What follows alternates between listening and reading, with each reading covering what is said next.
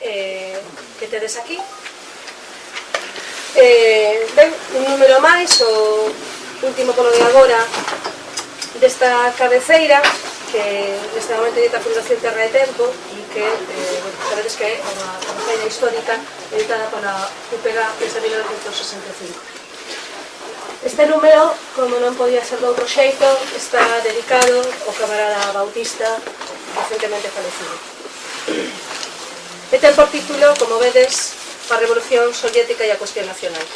Eu vou tomar unhas palabras do coordinador deste número, que é Duarte Correa, aproveito xa para adiantárvolo, que recollen nas primeiras páxinas da editorial, que se considerou a necesidade desta Fundación Terra e Tempo de estarmos presentes na celebración da conmemoración deste centenario da Revolución Rusa, porque entendemos que se trata dun feito trascendental na historia contemporánea, pois é o primeiro intento da humanidade por construir unha sociedade nova e sen explotación.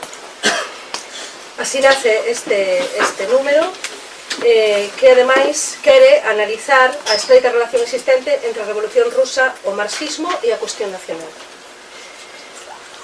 Partindo da consideración de que a análise da cuestión nacional por parte do marxismo é unha tarefa que aínda precisa moito máis estudo, neste volume hai reflexión sobre a evolución do pensamento de Lenin respecto deste tema, o impacto da Revolución Soviética nos movementos de liberación nacional e anticolonialistas e nos pensadores progresistas e revolucionarios de diversos continentes, así os artigos de Rubén Cela, de Ronaldo Carmona, Belén Castellanos ou Xoán Carlos Garrido. Hai tamén un estudo, un artigo sobre o papel das mulleres, pouco coñecido e importante no proceso revolucionario ruso, de Megan Trudel, e cananza o artigo sobre a experiencia soviética en Castelao e Suárez Picallo, de Manuel Rey e Xosé Ramón Hermida, respectivamente. O número está completado por un artigo sobre o proceso de asunción do marxismo e do leninismo por parte da UPG. Estamos falando, por tanto, facendo unha reflexión 100 anos atrás, nun momento histórico trascendental, que coincide con as datas no noso país, en que tamén hai importantes movimentos. Hai 100 anos, Galiza levaba xa un ano fundando e estendendo a experiencia das Irmandades da Fala desde a Coruña, e estaba a poucos meses de celebración da primeira Asamblea Nacionalista, aquela na que asinaron o manifesto no que se declararon desde hoxe para sempre nacionalistas galegos. En 2017, as galegas e os galegos celebramos 100 anos da publicación da Terra Soballada. Eu vou vos ler, vou recordar aquí uns versos de Cabanillas, porque para min, de algún xeito, están tamén conectando con esa situación da que hoxe imos falar, non? Ou que podemos pensar cando escoitamos irmáns gallegos, dende a Ortegal ao Miño, a folla do Fouciño fagamos rebrillar, que vexa vila podre, cobeira da canalla, aldea que traballa, disposta para loitar. Antes de ser escravos, irmáns galegos que corro sangue a regos dende a montaña ao mar. E non é soamente Cabanillas da Terra Soballada, non? Que entendo que eran poemas escritos incluso con anterioridade o que estaba sucedendo nesa estación, nese momento de 1917. Taibo publica o día 20 de novembro de 1917 un poema que é similar tamén nese ton, non? Di, ó nobres luitadores dos meus garridos eidos, cos nosos peitos fortes fundidos nun só peito, se hai que cair, caiamos, crevando o duro ferro, e no chan del amado deixémolo regueiro de luz, de liberdade, e na avirta a semente do dereito. Eu non podo máis que pensar que está conectando co que sucedía ao norte do noso país. En todo caso, que nos van a falar do contido deste volume e destos temas van a ser as persoas que me acompañan. Primeiro será Duarte Correa, que é o coordinador deste volume, licenciado en Xeografía e Historia, profesor de ensino secundario, que ten participado en representación do nacionalismo galego en diversos congresos, encontros e seminarios a nivel internacional en Europa e en América Latina. É o secretario de Relacións Internacionais da UPG. O autor de libros como Elga, un libro que aprendeu, ou Galiza, Poboación e Industria. Colabora en diversos medios digitais, con artigos fundamentalmente referidos a cuestións internacionais. Despois intervirá Francisco Sampedro, doutor en filosofía e catedrático de ensino medio, autor de ensaio filosófico e crítica literaria e política. Traduciu e introduciu as edicións galegas de Badiou, Sartre e Lavica. Tense ocupado tamén da análise cultural e filosófica da obra de Vicente Risco e Rafael Dieste. E entre as súas obras podo citar Ideoloxía e distorsión, A aristocracia imposible, o discurso político de Nietzsche, Luis Althusser, A violencia excedente e Figuras da finitude, e é membro do Consello de Redacción de A Clave de Ouro. E pechará as intervencións Néstor Rego, que actualmente é membro da executiva do BNG e do seu Consello Nacional, foi portavoz do BNG no Concello de Compostela, exerceu tamén como teniente de alcalde e foi concelleiro de Cultura, tamén é licenciado en Xeografía e Historia e profesor de ensino secundario, é o responsable da estrategia Avanza Galiza, coautor do Estudantado Galego Sai á Rúa e, na actualidade, secretario xeral da UPG. Entón, en primeiro lugar, interven Duarte. Boa tarde. A min encargoume a Fundación Terratempo coordinar este número, este monográfico, co gallo do centenario da Revolución de Outubro, ou da Revolución Rosa, ou da Revolución Soviética, en calquera das tres denominacións. E cando eu empecé a pensar ao respecto de como debíamos situarnos neste ano do centenario, considerei que o que non deberíamos facer era unha análise histórica. Hai dúcias, por non decir centos, que saíron este ano, tanto en libros, como en artigos, como en debates ou documentais, senón que deberíamos buscar a interrelación entre a Revolución Soviética e nós, o nacionalismo galego, e en concreto o partido que deu pé á creación desta fundación, a UPG. Entón, despois de darlle moitas voltas, eu levaba xa tempo estudando a Revolución Rusa, considerei que había dous elementos que deberían, por así decirlo, nuclear o conxunto do Terra. Agardo que se conseguira, e eses dous elementos deberían ser a importancia que ten a cuestión nacional no pensamento de Lenin e a importancia que tivo a decisión de Lenin no desenvolvemento das teses de abril de considerar que había que plasmar por escrito o dereito de autodeterminación de todos os povos que formaban parte naquele momento do Imperio Ruso, e despois o segundo, que tratáramos de plasmar por escrito que o que fan os bolcheviques na Revolución Rusa é todo o contrario do que fixo a esquerda oficial a partires dai. O que fan é estudar a realidade rusa e aplicar a realidade rusa un método de análise e un método de traballo que é o marxismo. Porque esas dúas cuestións consideraba que debían ser os eixos. O da cuestión nacional está claro. A nosa organización política, como decía moitas veces Bautista, naceu levando nunha man o Sempre en Galiza e levando noutra man o Manifesto Comunista. Ademais, Bautista sempre decía que nesa orde, primeiro o Sempre en Galiza e despois o Manifesto Comunista.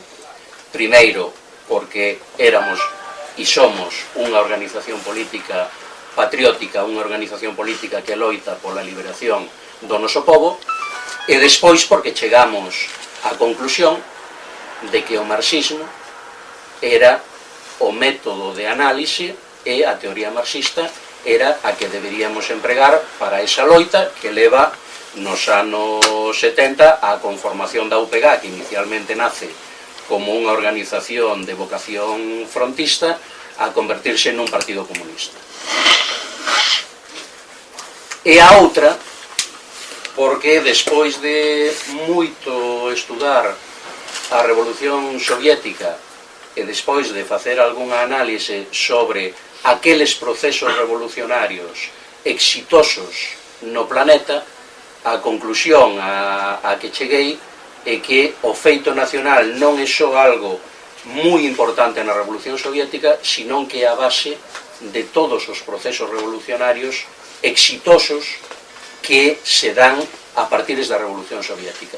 É dicir, eu digo habitualmente, e hai xente que iso lle asusta un pouco, que eu considero que todas aquelas persoas que loitamos por mudar a sociedade, hoxe en día podemos e debemos, desde o meu punto de vista, considerarnos fillos da Revolución de Outubro, pero que eu non me considero fillo da Unión Soviética.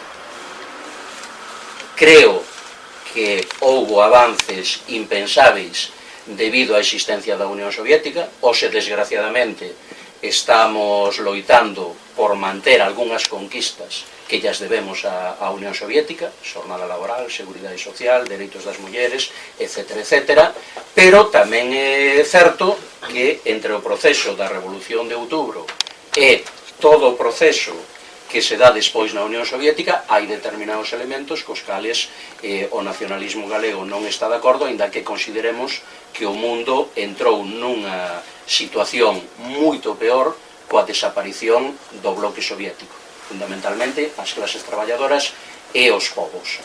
Entón, nese sentido, considero que o que fan os bolcheviques é fuxir do dogmatismo ao que nos ten afeitos a esquerda oficial. Si Lenin e os bolcheviques colleran como unha biblia os textos de Marx, non farían a Revolución Soviética. Simplemente se sentarían no sofá, se daquela había Twitter e Facebook, pois se dedicarían a dar instruccións ao resto do mundo de como había que facer a revolución, pero agardarían a que a Rusia imperial deixara de ser un imperio do antigo réxime, organizado aínda nunha sociedade estamental, agardarían a que a Rusia imperial deixara de ser unha sociedade na que a inmensa maioría da poboación era campesiñado pobre.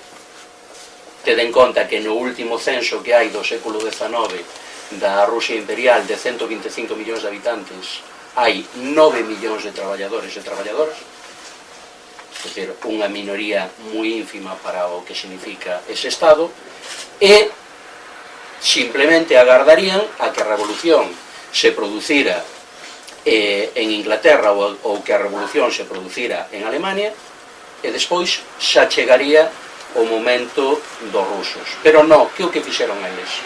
Pois, desde o meu punto de vista, o que fixeron foi exactamente o mesmo que fixo Marx. Lenin estuda durante moitísimos anos cal é a realidade e cal é a historia de Rusia, cal é a realidade social, cal é a realidade económica, cal é a realidade dos povos, igual que fixo Marx. E Lenin chega a un determinado momento, non me corresponde a min falar diso porque está analizado por outras dúas persoas no Terra, chega a un determinado momento no que considera que hai determinados elementos que son básicos para poder facer a revolución en Rusia. Nese sentido, Lenin o que fai é unha lectura, desde o meu punto de vista, non manipulada dunha frase de Marx, que é esa frase que a maioría coñecemos como que Marx escribe no Manifesto Comunista: a loita de clases. Loita de clases, desde a visión tradicional, simplemente proletariado burguesía. Pero Marx non escribe no Manifesto Comunista loita de clases. Marx escribe en plural loitas de clases.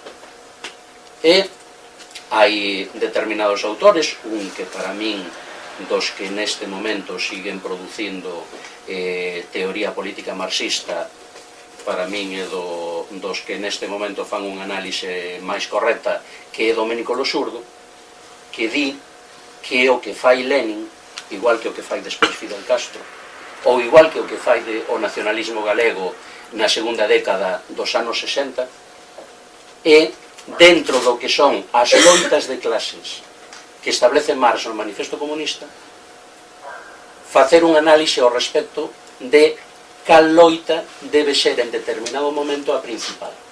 Sempre converxendo cara a un obxectivo que é o da emancipación da clase traballadora e das clases populares, pero ver cal é a principal. Entón, Lenin, en 1917, se atopa un imperio ruso que está nunha guerra na que morren millóns de rusos, e hai unha bandeira que levanta, que é a bandeira da loita pola paz. Está nunha sociedade na que a inmensa maioría da poboación son campesiños pobres, e levanta outra bandeira, que é a da terra. E está nunha situación na que hai unha fame inmensa e levanta outra bandeira que é a do pan.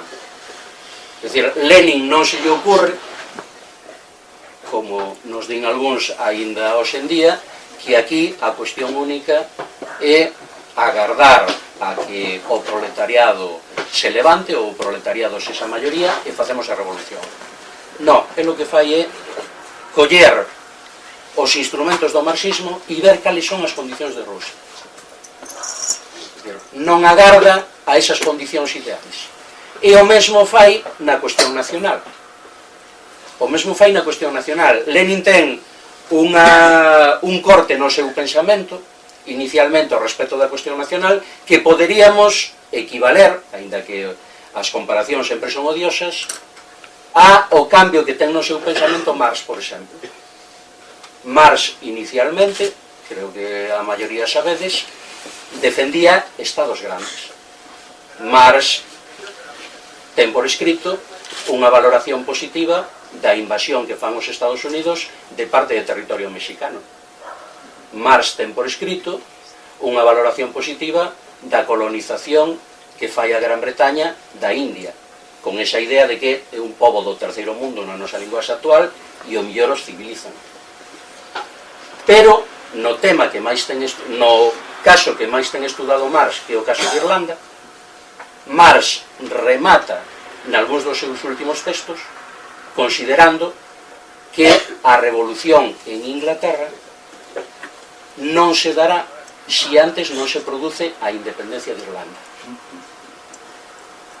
Eso eu o comparo coa evolución que ten do seu pensamento ao respecto da cuestión nacional no Imperio Ruso, Lenin. E despois a última cuestión, para xa ir rematando, tratamos de desvelar algo que está agachado, que é a presenza e o importante papel que teñen as mulleres no proceso revolucionario ruso. Non só porque coincida ese 23 de febreiro co noso 8 de marzo, porque tiñan calendarios distintos, senón porque, pese ao que se conta de que inicialmente foron os traballadores metalúrxicos os que iniciaron a revolución, quen iniciaron a revolución, e está constatado documentalmente, son as mulleres que están na cola do pan, nun inverno moi duro que hai naquel momento en Rusia, situación de guerra desde hai 3 anos, etc., etc., nun inverno moi duro, na cola do pan se empeza a correr o rumor, non sabemos se incentivado ou real, de que non vai haber pan. E esas mulleres se marchan a un distrito de Petrogrado, donde está a industria textil, tamén con unha maioría de mulleres, a chamalas a que participen con elas nas movilizacións. É dicir, ese, por así decirlo, o estoupido da revolución. É dicir, con estes tres elementos, nós o que queremos é que por parte das persoas que lean o Terratempo vexan outras visións e non buscamos que se coincida co que decimos, o que buscamos é que se reflexione, que se pense e cada quen analice. E despois tamén hai unha cuestión da que vos decataredes vendo os currículums dos autores e das autoras. Como facemos en casi todos os terras de tempo, nós o que analizamos a hora de incorporar algunha persoa ao terratempo é o seu contido, do seu pensamento, do seu traballo, e non a súa trayectoria política. En concreto, aquí hai persoas que a súa trayectoria política durante moitísimos anos estivo enfrente na loita política da UPG, e hai outras persoas que dentro do amplo abano que é o marxismo pois teñen uns plantexamentos dentro do marxismo que están moi lonxe do que defendemos nós.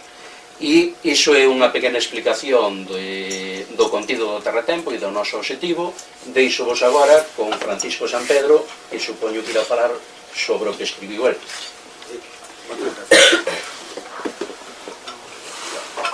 Boa noite, moitas grazas a Fundación Terratempo,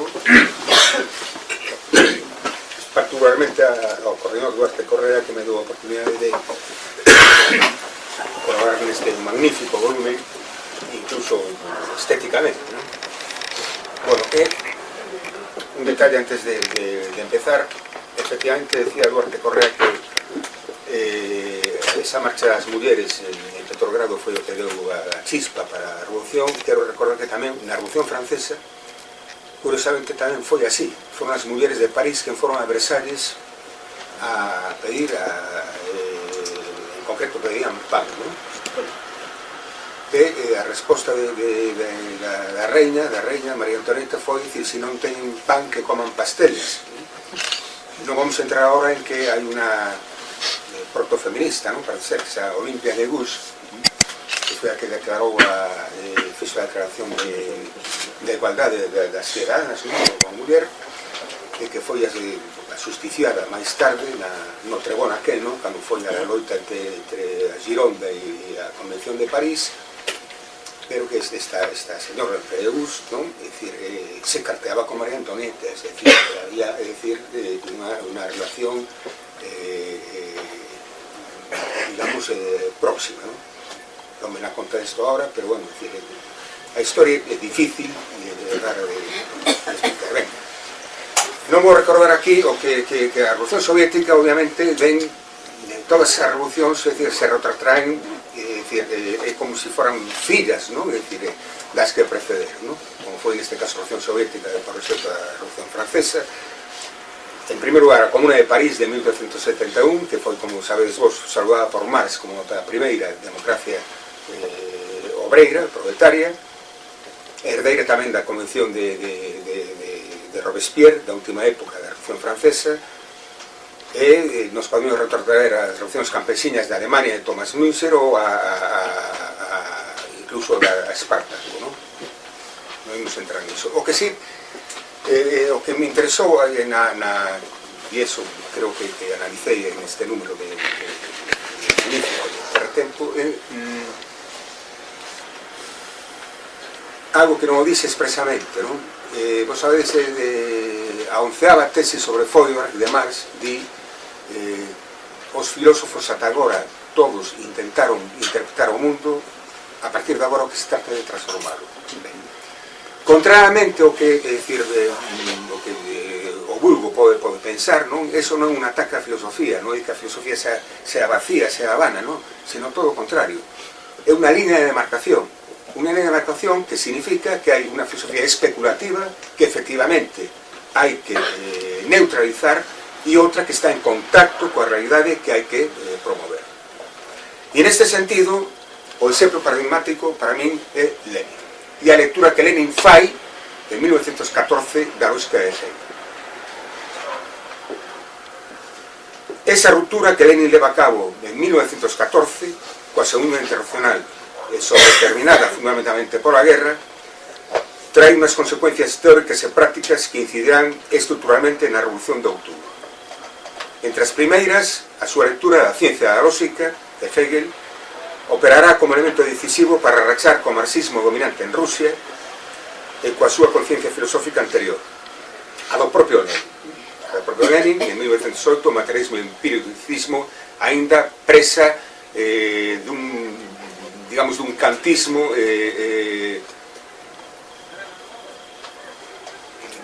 non vou dicir obsoleto, porque non a palabra, non? É dicir, a educación filosófica de unha persona corresponde tamén a unhas coordenadas particulares.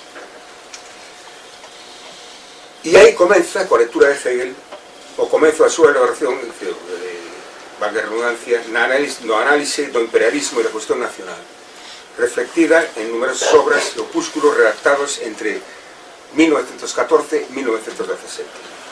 A importancia desta ruptura é enorme, sobre todo tendo en conta que as grandes posicións teóricas de Lenin son intervencións políticas que transforman normas teóricas recibidas. A lectura de Hegel, ao comezo da guerra, fornecerálle de grandes instrumentos para impulsar a súa gran capacidade analítica e clarificar a súa visión programática. Obviamente sería insenuo pensar que a organización estratégica e táctica da Revolución Rusa fose resultado desa lectura, pero esta supuso unha caste de conmoción a hora de enfrontar os acontecementos que se estaban a dar nesa encrucijada.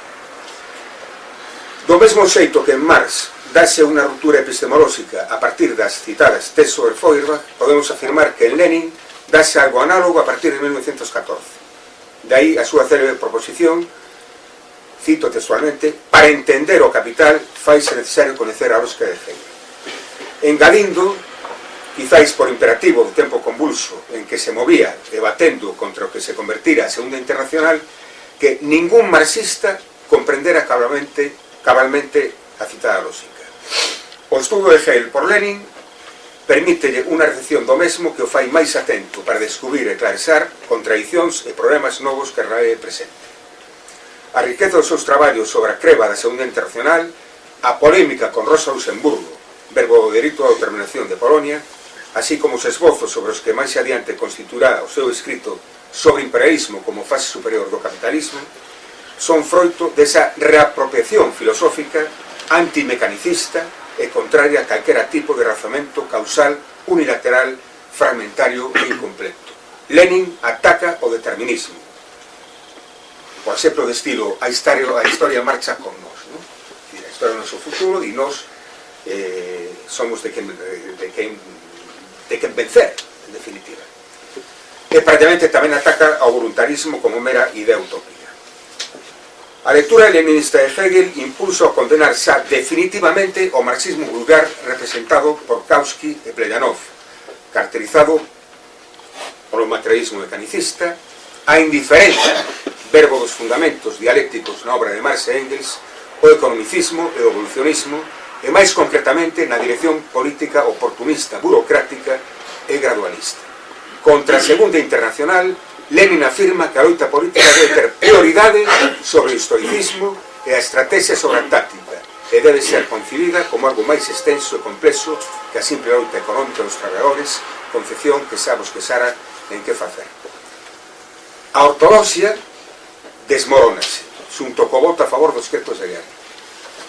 E para pensar nese desastre teórico e práctico, para destruir a cerna da Segunda Internacional, era necesario comenzar por destruir a metafísica que a presidía por medio da intervención da lógica hegeliana como lógica da contradicción, o que implica a unidade real e non ficticia da teoría coa praxe.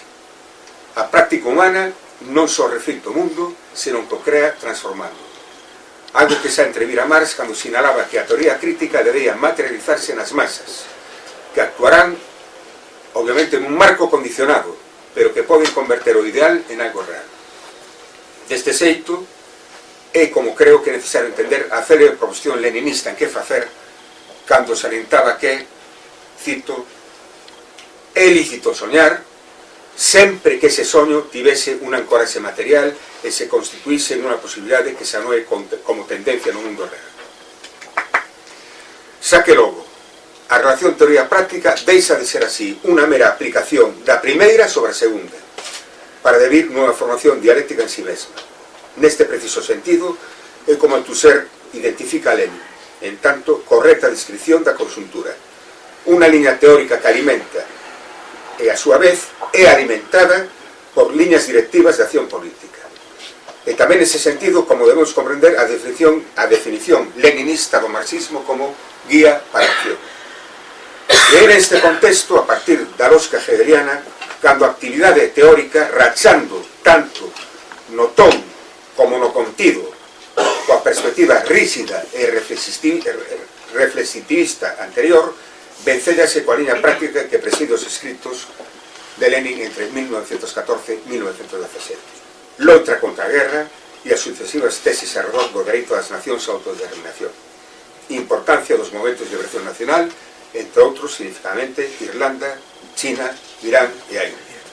Insisto, a guerra, a bancarrota, o colapso da Segunda Internacional constitúe o cadro a partir do cal a xenialidade de Lenin vese impedida a pensar aspectos e problemáticas inéditas, e entre estas particularmente o problema das nacionalidades oprimidas. Os acontecementos revolucionarios atópanse onde non se agardan. Así, prototípicamente, en Irlanda, en igual da Inglaterra colonial. Isto fai que Lenin teorice con acerto a relación entre contingencia e necesidade nos procesos históricos. En 1917, ante a sorpresa da Revolución de Febreiro, afirma que non existen milagres nin na natureza nin tampouco na historia. Cada volta en calquera proceso revolucionario presenta unha serie de contidos que despregan combinacións insospeitadas de formas de loita, producindo resultados que para as mentes profanas poden parecer absolutamente misteriosos, pero que a fin de contas, en unha olhada retrospectiva, amosan as súas razóns de aparición no medio do azar. O feito, en esencia, é que a guerra imperialista fai agromar os momentos nacionais.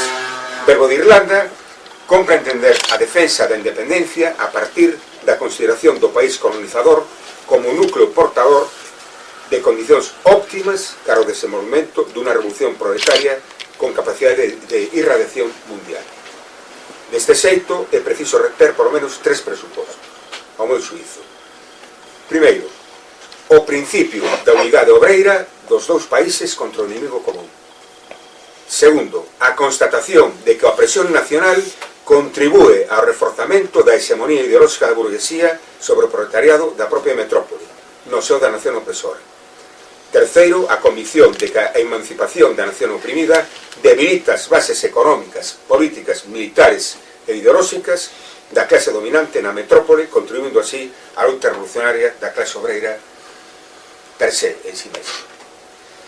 Ante todo, a proposición leninista consiste na defensa do dereito a autodeterminación, rexeitando que o nacionalismo sexa un fenómeno estreitamente burgués, como se pensaba en certo marxismo naquel momento. De feito, foi o propio Lenin quen situou a revolución colonial do primeiro plano da política no novo do goberno soviético, até o punto que en 1922 chega a denunciar o chauvinismo gran ruso como unha amenaza presente no aparato estatal soviético. A coherencia total, e máis ainda tendo en conta que na Revolución de Outubro ponse de manifesto a movilización dos povos colonizados no conflito, e de salientar que o comunismo foi o primeiro programa político en recoñecer a interdependencia entre as diferentes formas de dominio e explotación, o que conduce a pensar como necesaria a liberación de cada unha delas co fin da liberación exitosa de todas. Porén, para Lenin, o conflito colonial ten un fundamento de clase, non só de diferenzas culturais. Deste xeito, a dialéctica da historia sucede de tal modo que as nacións oprimidas xogan un papel decisivo en canto fan entrar na escena real a forza antiimperialista real, que é o proletariado socialista. Sendo así, a revolución social só pode provir da combinación da guerra civil do proletariado contra a burguesía, no capitalismo, digamos, desenvolvido, xunto aos movementos de liberación nacional nos países colonizados. Comprender que haxe un nacionalismo reaccionario e outro emancipador é simple, é fácil. O interese de Lenin é un dos pasos adiante que ofrece sobre a cuestión nacional estriba en que o diferenciar claramente entre o nacionalismo chauvinista da nación dominante e os movimentos nacionalistas no interior das nacións oprimidas conclúe que a liberación nacional é o contrario dialéctico do imperialismo global. O primeiro punto de inflexión na consideración da cuestión nacional vai ser o que enfronte a Kautsky con Rosa Luxemburgo, polémica que determina a necesidade dunha teorización xenérica tal e como podemos observar en Lenin. Sabemos que Rosa Luxemburgo se opón incluso ao dereito de autonomía na propia URSS,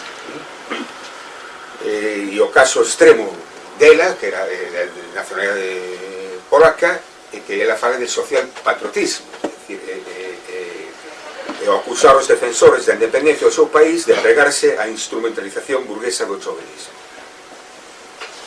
Lenin, enfrentándose a ambas as tendencias, a Kautsky e a Rosa Luxemburgo,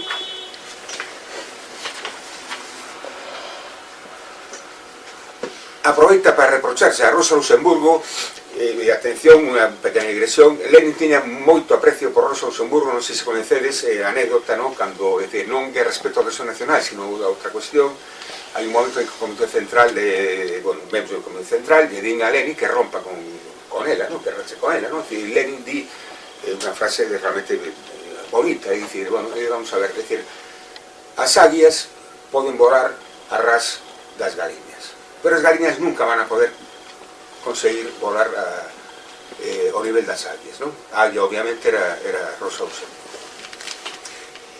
Pero o momento que aproveita Lenin para reprocharle a Rosa Luxemburgo que na súa obsesión por os perigos do nacionalismo polaco esquecía o nacionalismo máis terrible, que é o da nación opresora.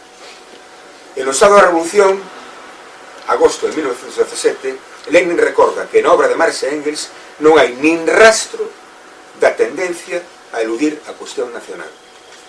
E en contra de Kautsky e dos chamados intransigentes, caracterizou o marxismo como antagónico á crenza de que o dereito á autodeterminación é imposible baixo o capitalismo e superfluo no socialismo. Lenin afirma, sen cesar, que debido a que o socialismo é imposible sen a democracia completa, pensar que a autodeterminación está de máis, no socialismo equivale a dizer que é a democracia que está de máis, simplemente. Non hai ningún paradoxo na célebre frase de Marx que citaba Duarte Correantes, é dicir, os proletarios non teñen patria. En primeiro lugar, se pode pensar que, en efecto, Marx estaba pensando nese momento de decir que non teñen patria porque a súa patria é a humanidade. Pero hai outro tipo de consideracións, é dicir, é de sentido común que os proletarios non teñen patria porque se esnega. E porque a burguesía, naquel tempo, e ainda hoxe, según dos casos, quere monopolizar o sentimento nacional. Pero permítome sinalar, ao meu xuízo, que os proletarios non teñen patria non contradí en absoluto o dereito de autodeterminación dos povos, solamente quere anexar. Primeiro, creo, o proletario non ten propiedade ninguna. Segundo, o Estado-nación non defende a clase obreira da predación da súa propia burguesía. E terceiro, pretende advertir sabiamente contra a manipulación dos sentimentos nacionais pola clase dominante. O posicionamento leninista convoca, entón, a loitar contra a opresión nacional máis en soster o nacionalismo burgués. Isto vai expresarlo con claridade absoluta. Se a burguesía dunha nación oprimida loita contra a opresora, os comunistas estarán sempre, en todos os casos, e con máis decisión que ninguén, a favor daquela. Xa que os comunistas son os inimigos máis audaces e consecuentes da opresión. Mas se a burguesía da nación oprimida está por o seu nacionalismo burgués, os comunistas estarán en contra. Loita contra os privilexios e violencias da nación opresora e ningunha tolerancia con respecto á tenencia da burguesía da nación oprimida para os seus privilegios. Existe un artigo modélico verbo o seguimento desta doutrina leninista. Titúlase O mito das liberacións nacionais. E atópase no número 2 de TRT, 1965. Cito textualmente. De que lle valen a independencia, a India, a Egipto ou a Congo? A elite estranxeira cede, no mellor dos casos, o seu posto á elite nacional. Non se pode entón falar de liberación. Antes explotábase en inglés, agora en árabe. Liberación nacional significa, na grande parte dos casos, a ascensión ao poder da elite nacional. Para evitar unha liberación nacional deste tipo, fíxose o punto 2 do programa da UPG. O pobo galego exercerá o poder na Galiza. Isto que tamén comprendera James Connolly, parellamente a Lenin, que lo admiraba, de outra parte, combatendo a todos aqueles que supuñan o levantamento irlandés como unha revolución burguesa. A independencia política non posúe significación se non vai acompañada da independencia económica. Compre abolir a dominación do capitalismo ao mesmo tempo que a dominación de Inglaterra. A medida do avance da militancia de Connolly no marxismo, producirase na problemática nacional un deslocamento na acentuación. a liberación nacional concibida como apropiación dos obreiros e campesinos irlandeses do produto do seu traballo ocupará un lugar central nos escritos de Cobre. Para Galiza o axioma é claro: sen aspirar a liquidación da opresión de clase e sen afirmar á vez a idea de nación e responsabilidade nacional, non se pode coller o relevo da herdanza leninista. O nihilismo nacional, sob a forma de cosmopolitismo, ou como se dice, cosmopaletismo, non? Pois ben, non só é un erro, é unha interpretación interesada do imperialismo que sufrimos. Afastar o contido do internacionalismo da súa forma nacional é a praxe daqueles que non entenden nada da solidariedade entre as nacións. Esta amósase vencellada por inteiro a resolta disposición pola soberanía nacional. Unha política hostil ao nacionalismo galego de esquerda sería un puro suicidio por parte do proletariado.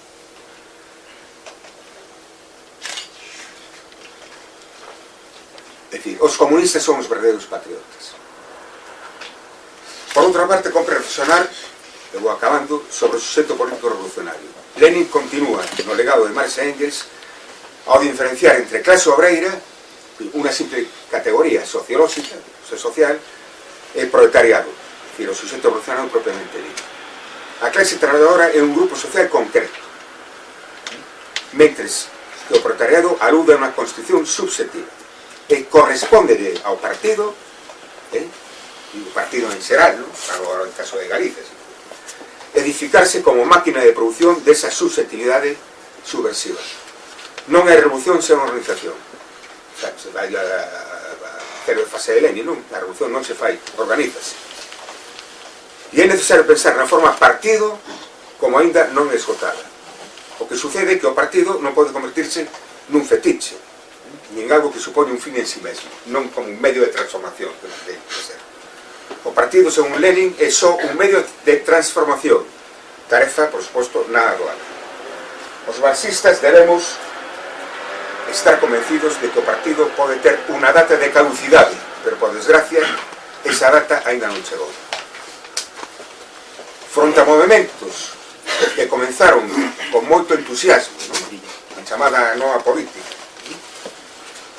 supoño que sabes a que me refiro, non?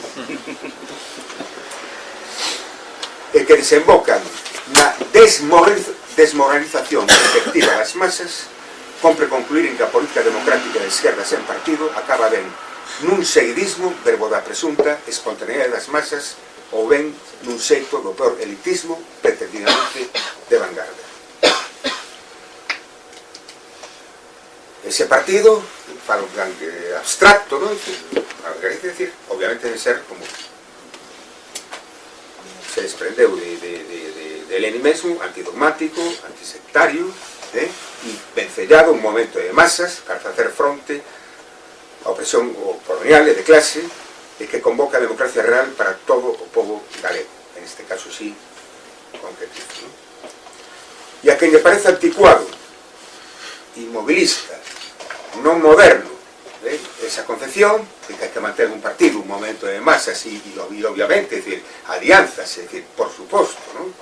Incluso organizacións superpartidarias, ¿no? Que nos convoquen a todos para o fin de lo que estamos a favor, contra a opresión. Compre decir a que todos os que estén en contra, que consideren eso, inmovilista, y tal, compre recordarles que non é cousa de decir de perogrullo, ¿no? Es decir, que realmente pasadista do estado actual. Cruel, con paro, emigración, de novo, sobre todo a mocidade galega, liquidación dos sectores productivos, corrupción, etc. Es decir, non son nosos que recuamos, ¿no? Son eles, como di Alain Badiou, son eles os que nos queren facer retroceder ao século XIX. E moitas gracias.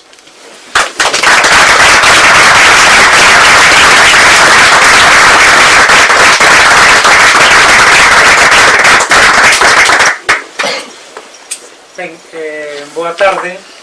Eu quero comezar por sinalar que entendo que este volume ten unha dupla virtualidade e, por tanto, tamén agradecer o traballo de Duarte como coordenador, como autor, de Francisco San Pedro, de todas as persoas que, sendo un non militante da UPEGAD, estiveron en disposición de colaborar. Cal é esa dupla virtualidade? Por unha parte, hai unha reflexión teórica moi importante sobre o significado da Revolución de Outubro e a vinculación coa cuestión nacional. Mas tamén, que quero destacar isto, sen renunciar para nada nin ao rigor analítico, mesmo do punto de vista académico, creo que ten unha enorme valía como instrumento de reflexión para o combate político que temos que dar actualmente. Todos estes elementos que figuran aquí no terratempo, algúns dos cales pois acaban de ser postos sobre a mesa, teñen unha aplicación práctica, teñen unha aplicación directa sobre o debate político que temos na actualidade. E sobre iso eu hei de voltar un pouco despois, ou agora, organizo de outra maneira, enlazo directamente pois con moito do que se acaba de decir. Esa idea absolutamente parcial, dogmática e interesada de, como lle chama Duarte, do marxismo oficial, que non só considera diferentes, sino incompatibles, que enfronta a loita de emancipación de clase coas loitas de liberación nacional. Podemos lembrar algo que no contexto dos debates que se están dando no Estado español sobre a cuestión nacional, dixo non hai moito quen aparece ou quen pasa por ser o principal dirixente, o principal referente, senón dirixente orgánico do Partido Comunista de España, o señor Alberto Garzón. Ser independentista e comunista é incompatible. Isto hai 2 meses. Claro, en que sustenta Garzón esa posición? Escribiu algún artigo que foi rapidamente desmontado por outras persoas porque estaba cheo de banalidades, de lugares comuns, de visións absolutamente parciais sobre isto. Pois baso precisamente en tomar de forma acrítica e dogmática e parcial tamén algúns dos elementos que aquí xa se puxeron sobre a mesa. Esa frase de os operarios non teñen patria, cando o propio, como ben acaba de lembrar o propio Marx, o que fai referencia é que están desposuídos da patria, non? Porque a continuación o que di é que teñen que conquistar o poder para se converter eles mesmos en clase nacional, para se converter eles mesmos en nación. Por tanto, non está establecendo ningunha antagonía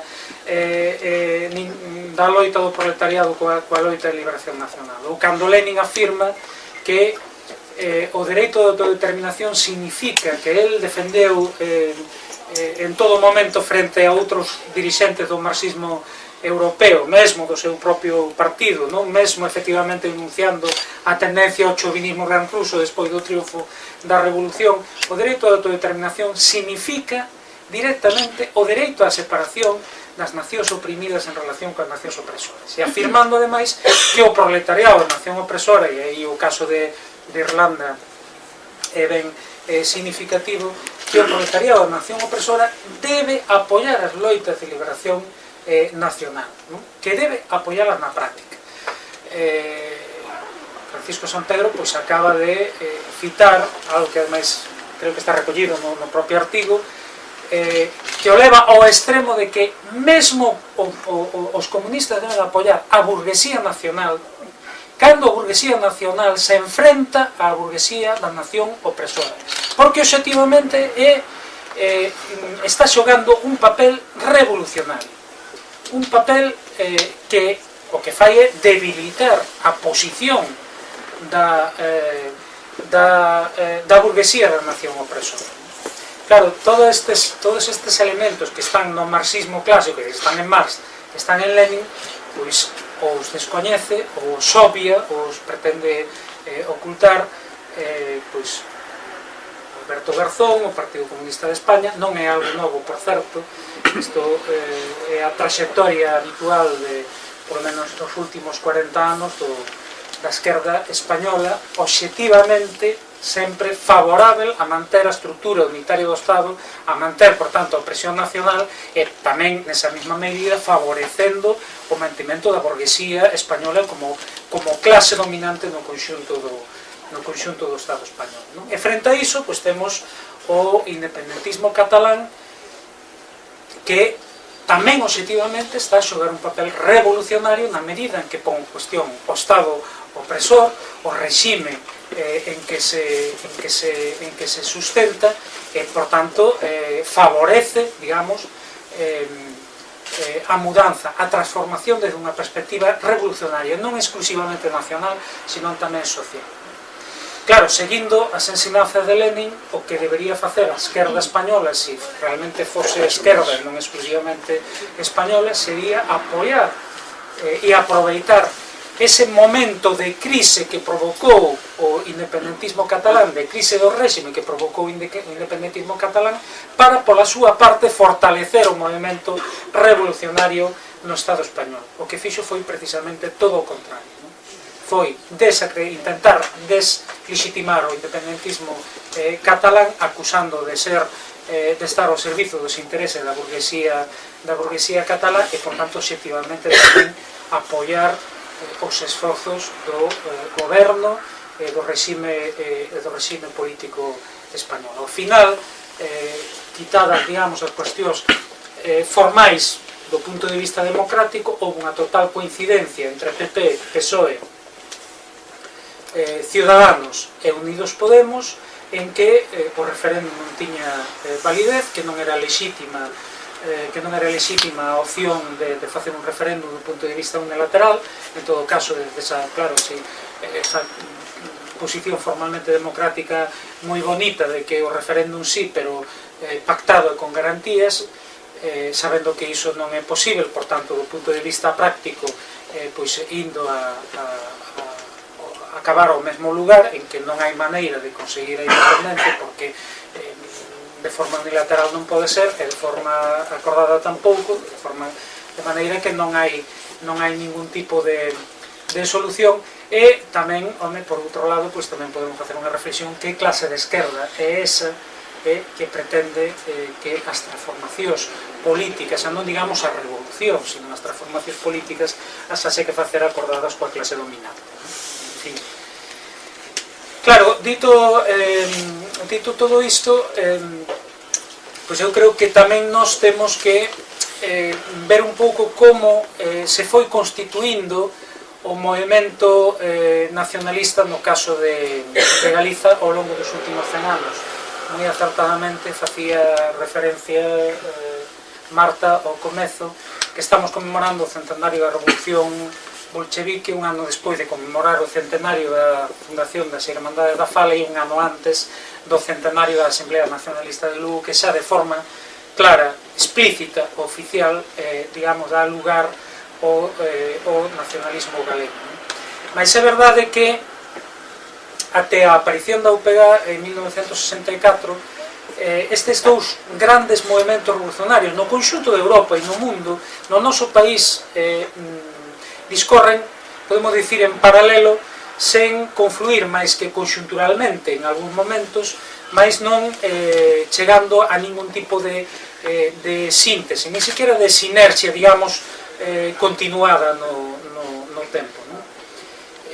O nacionalismo galego, sendo sempre popular en sentido amplo, é verdade que ten unha primeira formulación en teorías, digamos, baseada fundamentalmente na teoría orgánico-historicista do nacionalismo, cunha visión cultural da nación fundamentalmente, e por outro lado, pois, o marxismo, que ten operatividade no noso país, para alén da cuestión meramente formal, porque é verdade que a internacional recoñeceu o dereito da autodeterminación das nacións, recoñeceu mesmo Galiza como nación, o Partido Comunista de España, xa desde 1920, creo que aparece, pois recoñece o dereito da autodeterminación de Galiza, mas é verdade que isto non pasa de ser tamén un recoñecemento formal, aínda que haxa grandes diferenzas nesa posición co que sería a posición do Partido Comunista a partir da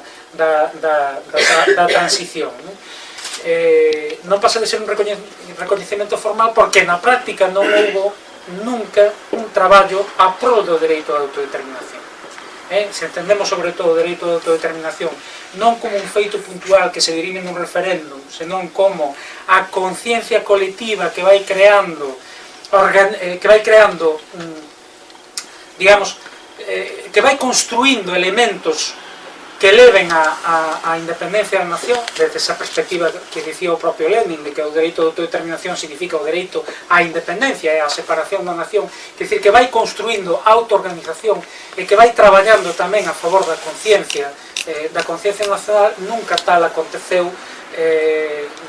por parte do Partido Comunista de España. E máis, claramente, a partir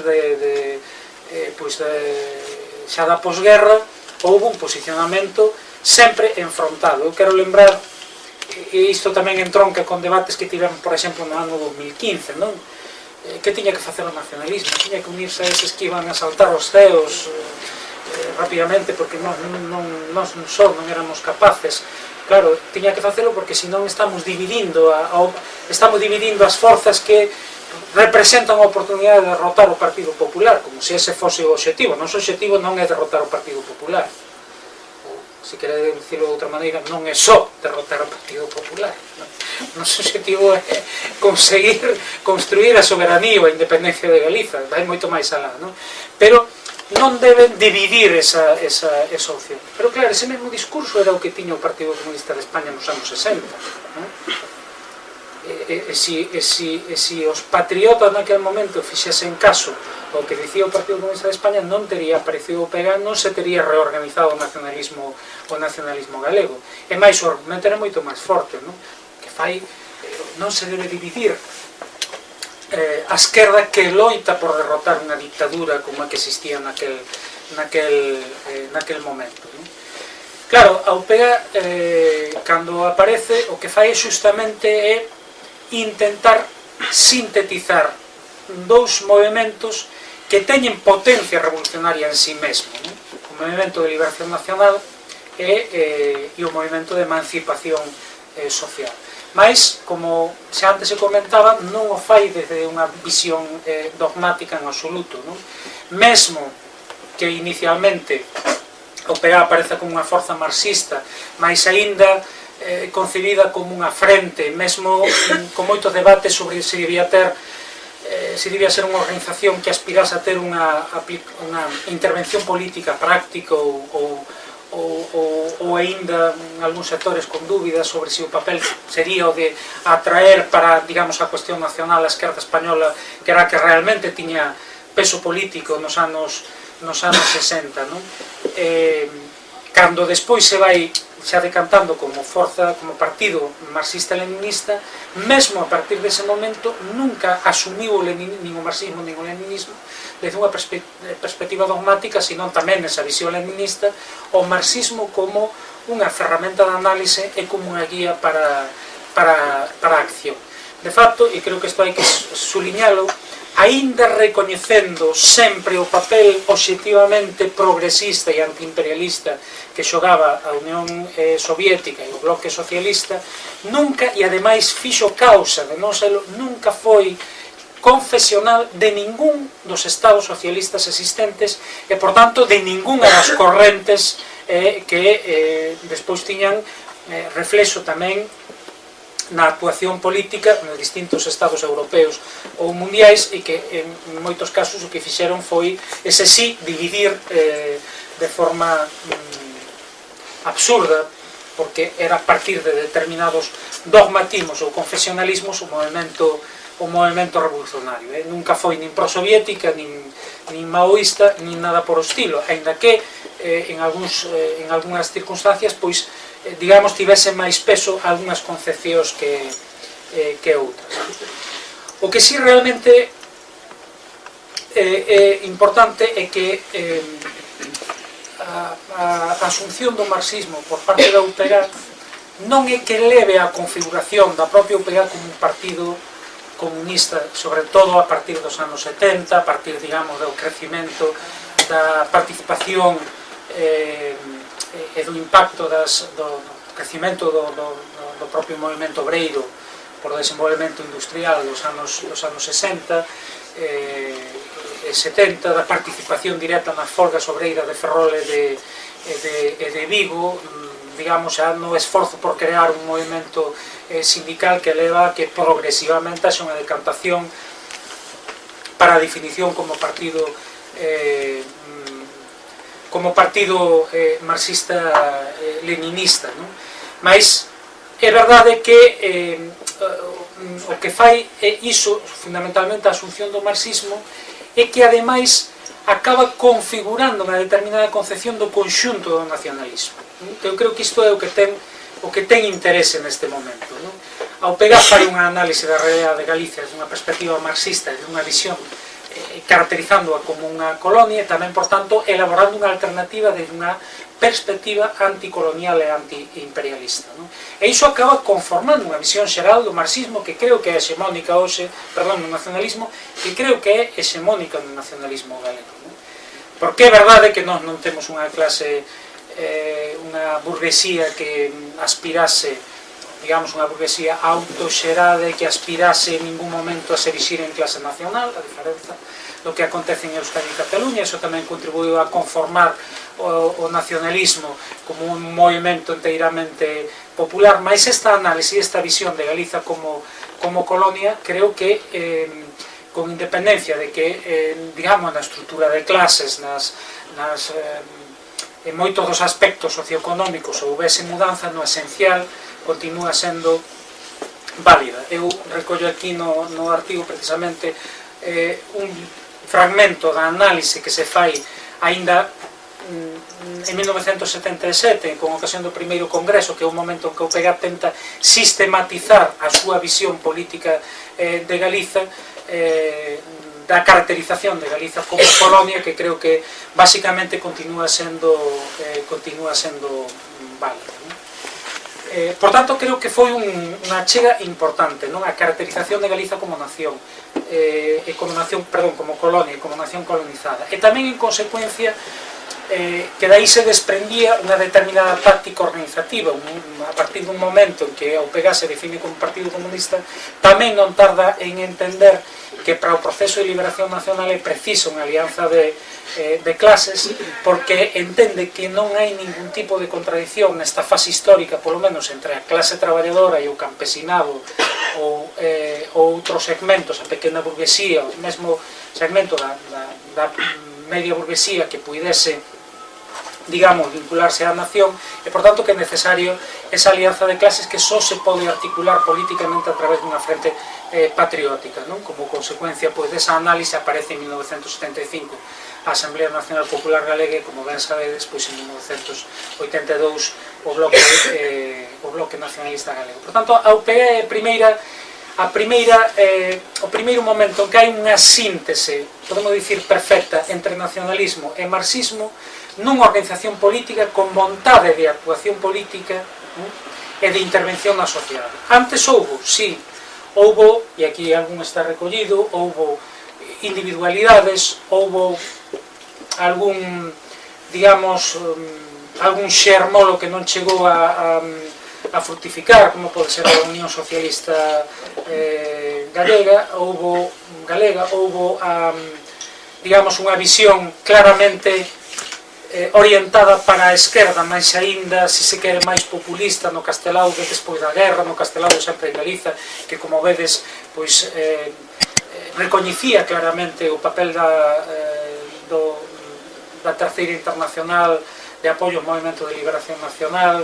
O propio Castelao toma para a definición de Galiza como nación a que previamente utilizara Stalin no seu marxismo e a cuestión nacional, non? Mas este é o primeiro momento en que de forma organizada e de forma sistemática se produce esa síntese. En ese sentido, digo, non invento nada novo, está analizado e recollido con anterioridade, que en todo caso a UPEGA, máis que filla directa da Revolución de Outubro, podemos dicir que filla, por tanto, casi sería neta da Revolución de Outubro, é filla directa da segunda grande vaga revolucionaria, non? Que é que é unha vaga que comeza coa Revolución Chinesa, co triunfo da Revolución Chinesa en 1949. Hai que lembrar, por exemplo, que Mao Zedong xa defendía e deixou así establecido que entendía que a forza revolucionaria pasou aos povos oprimidos por imperialismo. A Revolución Chinesa tamén máis un exemplo de como hai unha aplicación creativa e non dogmática do marxismo, porque ao final triunfa a Revolución Socialista nun país que era fundamentalmente tamén campesiño, é dicir, con moi escasísima clase obreira, moi escasísimo proletariado, pero que tivo xa desde o principio unha componente antiimperialista moi forte, non? Mesmo é un dos exemplos, se se quere, de frente patriótica máis extrema. É dicir, a guerra co Kuomintang párase e constitúese a frente única anti-xaponesa para combater os invasores xaponeses e, curiosamente, despois efectivamente reanuda esa guerra civil entre eles, non? Por tanto, quero dicir que hai unha componente xa patriótica moi forte na Revolución Chinesa, que será moito máis clara aínda despois no caso da Indochina, de Vietnam, o impacto que ten nos anos 60 e 70 é imenso, das loitas anticoloniais en toda África, que van desde os anos 60 e que se prolongan até mediados dos anos 70, no caso das colonias portuguesas, ou, por exemplo, da Revolución Cubana, non? Que a pesar de ser unha revolución nun estado formalmente soberano, é tamén unha revolución que é fundamentalmente antiimperialista e patriótica, non? Porque Cuba era un estado soberano, pero na práctica funcionaba como un protectorado de Estados Unidos, non? E hai que ver, por exemplo, isto lembraba o Bautista nun artigo que recentemente pois aparecía por aí, non?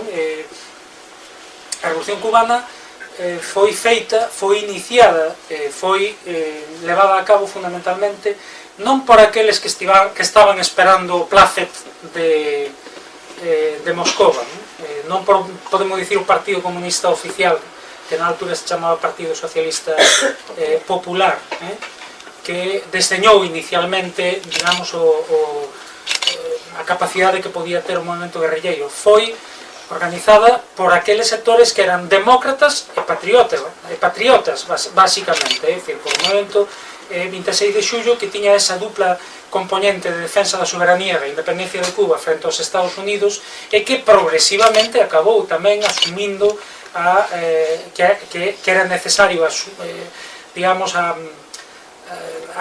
o contributo do marxismo e do leninismo para asentar unha revolución que realmente garantise non só unha sociedade diferente, sino garantise tamén a soberanía de Cuba, non? Entón, esa liña, é verdade que polo momento en que nace e pola propia, digamos, herdanza que asume, a UPG é máis filla dese momento, non? E desa segunda vaga revolucionaria. Digo porque nace en 1964, en pleno impacto da revolución, das loitas pola independencia de África, da revolución cubana, e da loita pola independencia de Vietnam, por exemplo, non? Mas tamén, como digo, pola súa propia historia, é dicir, non hai ningunha dúbida de que a UPG se sente desde o primeiro momento, herdeira do nacionalismo que aparece coas Irmandades da Fala, que aparece coa Asamblea de Lugo, que aparece co Partido Galeguista, aínda que critique algúns dos aspectos da concepción nacionalista que tiña o nacionalismo de preguerra, e, por tanto, digamos, incorpore tamén o marxismo desde esa perspectiva. Por tanto, creo que, e con isto xa acabo, creo que hai un contributo que se produce nese momento para a reorganización do nacionalismo, para a análise tamén da situación de Galiza, para a elaboración dunha alternativa política dun nacionalismo popular claramente antiimperialista, non? Que continúa até hoxe e que, desde logo, creo que ten moita validez e moita vixencia para, digamos, os desafíos que temos por diante. Como volto a onde comezaba, non? Creo que hoxe que estamos nun debate profundo sobre que é o que realmente pon en cuestión o regime do 78, non temos que ter ninguna dúbida de que nós estamos, podemos decirlo así, sin ningún tipo de vangloria, non? E con humildade, pero tamén con convicción, que estamos do lado certo da historia, non? É dicir que me perdone, pero estamos non porque o digamos nós, sino porque cada día constatamos que no caso do Estado español só as forzas que loitan pola soberanía, pola liberación das súas nacións, pola independencia das súas nacións, teñen unha posición coherentemente transformadora ou coherentemente revolucionaria, porque son as únicas forzas que están poñendo en cuestión na práctica o regime político español.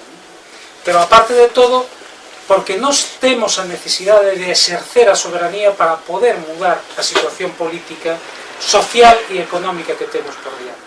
E o que non debemos facer é esperar a que outros veñan resolvernos os nosos problemas.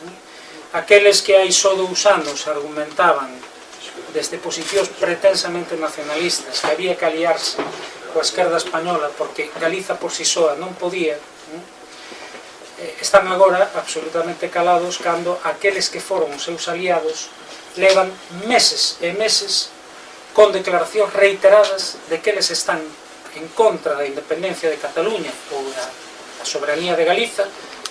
Onte mesmo nunha entrevista na Voz de Galicia decía a secretaria xeral de Podemos, non? Que eles están en contra da soberanía de Galiza, e que eles están en contra de manter o Estado español. Iso sí, o Estado español guai, federal e moi bonito, que ainda non nos explicaron como é que vai suceder. Nós temos claro que o Estado español non é un Estado reformável.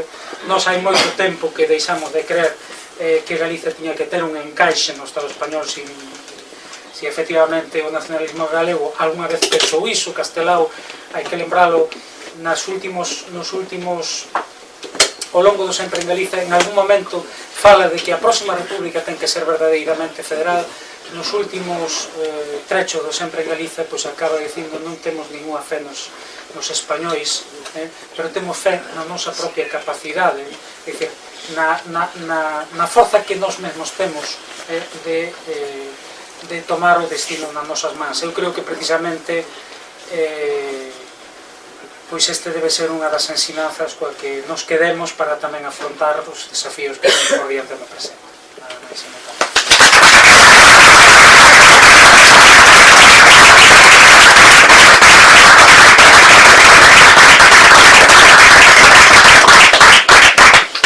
Pois, unha vez finalizadas as intervencións, se queredes intervir, facer alguna pregunta ou unha reflexión.